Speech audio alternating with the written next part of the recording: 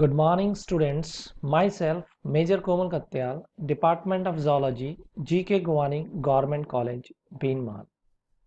In continuation of my lectures on physiology of blood, today we will discuss about blood clotting. In the first part, we will discuss about the platelet plug formation and the various factors which are responsible for carrying out the activity of blood coagulation. Now, what is antithrombogenic and thrombogenic? The antithrombogenic actually favors the blood in its fluid form, while the thrombogenic favors the clotting of the blood.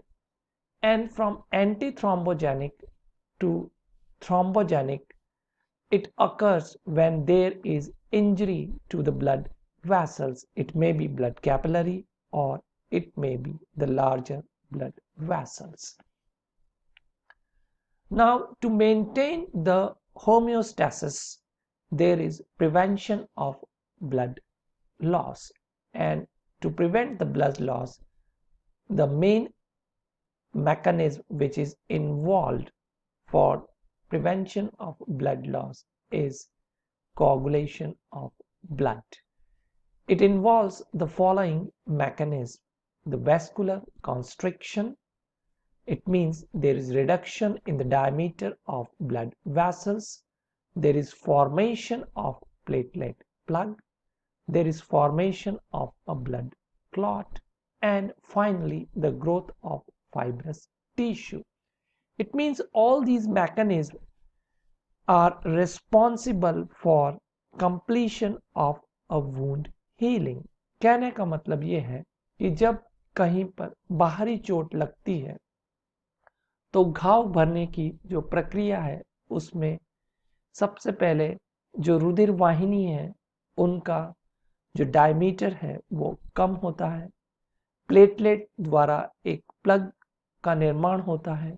उसके पश्चात जो रक्त का थक्का जमना या रक्त स्कंदन होता है और उसके पश्चात वहां पर धीरे धीरे जो त्वचा की कोशिकाएं हैं और दूसरे जो फाइब्रस उत्तक हैं वो क्या करते हैं, उस घाव को भरने की प्रक्रिया प्रारंभ करते हैं। The major systems which are involved includes the vessel wall, the platelets and the coagulation cascade. The vessel wall, which consists of the endothelium, and this endothelium is apart from the other factors has collagen and some proteins. The platelets, which are basically responsible for platelet plug formation, as well as they are responsible for giving platelet phospholipid. The coagulation cascade, the series of steps which is responsible for formation of a heart clot, involves many coagulation factors, and there is step-by-step process and which is known as the coagulation cascade. The coagulation cascade includes many coagulation factors which are basically proteins. They are generally present in the blood plasma in their inactive form, and from inactive form they are converted to the active form due to presence of calcium ion and vitamin K. Now let us discuss about the platelets. The platelets are basically produced in the bone marrow by fragmentation of cytoplasm of megakaryocyte. Approximately from 1000 to 5000 platelets are formed per megakaryocyte. Approximately 1/3 of marrow output of platelet is trapped in spleen. Their normal count varies from 1,50,000 to 4 lakh. Lifespan 7 to 10 days, and removed from circulation by tissue macrophages system mainly in the spleen. The thrombopoietin It is the major regulator of platelet production because we call platelets as thrombocyte. The platelet formation and the thrombopoietin is produced by liver as well as by kidney. It increases number and rate of maturation of megakaryocytes. Now let us discuss about the functional characteristic of platelets. The cell membrane of platelet contains a coat of glycoproteins, the receptors that cause adherence to the injured endothelial cells, and exposed collagen. Second, the phospholipids that play an important role in the blood clotting. Continuing the functional characteristics, their cytoplasm. First, we have discussed about their membrane, and now the cytoplasm. It contains actin and myosin, the contractile proteins.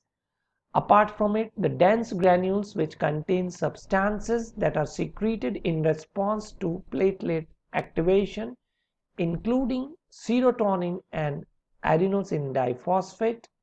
The alpha granules which contain secreted proteins, for example, platelet derived growth factor, the PDGF, which stimulates wound healing, and the fibrin stabilizing factor, that is factor number 13 or Lecky-Lorraine factor, and the other factors. It can store large quantity of calcium ion.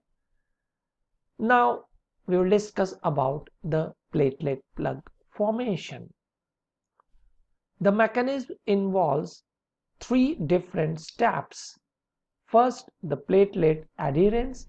Second, the platelet activation, and the third one, the platelet aggregation. जो platelet plug का निर्माण है उस प्रक्रिया को हम तीन अलग अलग पद में पढ़ते हैं. एक, जब प्लेटलेट एक जगह आकर चिपकती हैं. दूसरा, उनका प्लेटलेट का सक्रियण. और तीसरा, प्लेटलेट का एडेरेंस और सक्रियण के पश्चात उनका घाव वाली जगह एकत्रित होना. Continuing the mechanism, the first one, the platelet adhesion.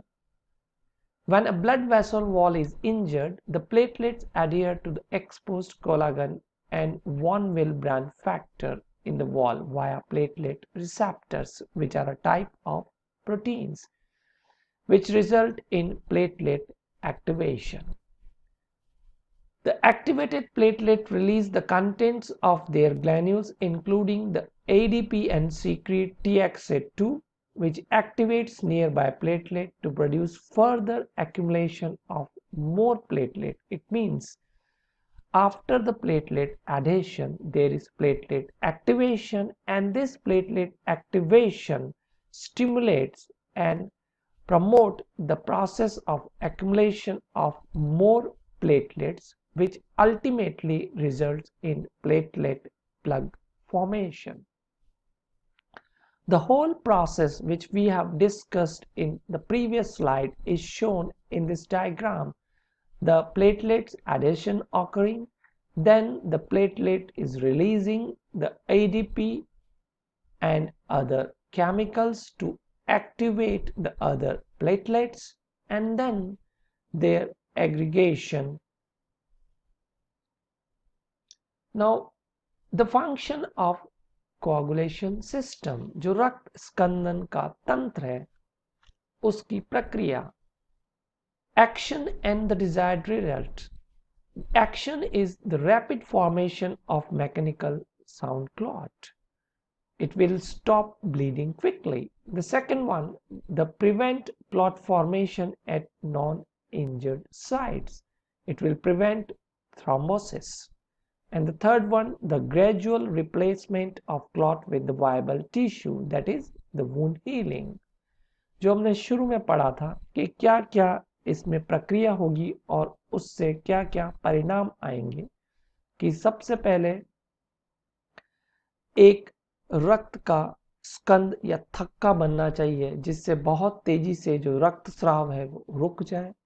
दूसरा, जो रक्त का थक्का है, इसका जमना नॉन इंजर्ड साइड, मतलब जहां पर घाव नहीं है वहां पर थ्रोम्बोसिस या रक्त स्कंदन नहीं होना चाहिए।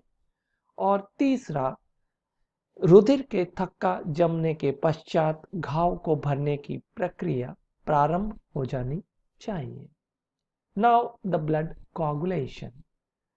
The clotting mechanism involves a cascade of reaction in which clotting factors are activated, and most of them are plasma proteins synthesized by liver. Vitamin K is also needed for their synthesis, say for example for factor 2, 7, 9 and 10. They are always present in the plasma in their inactive form, and when activated they act as proteolytic enzyme which activate other inactive enzyme, and several of these steps required calcium ions and platelet phospholipids. The coagulation cascade is an enzymatic cascade. Several serine proteases, mostly produced by liver, also require vitamin K. There are 3 protein cofactors which are not enzymes. It also requires the presence of calcium ion, the localized to the site of injury, and they are reversible via production of plasmin. It means the process of blood clotting after the formation of blood clot.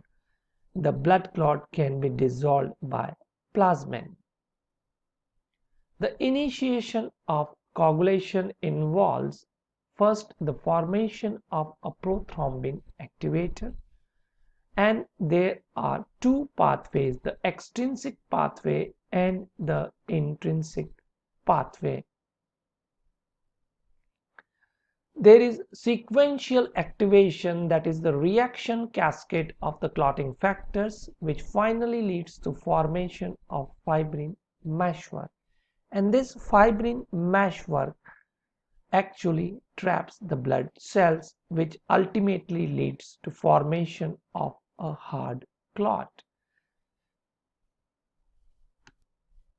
Now we will discuss about the various clotting factors, and these clotting factors are responsible for carrying out the activity of blood coagulation.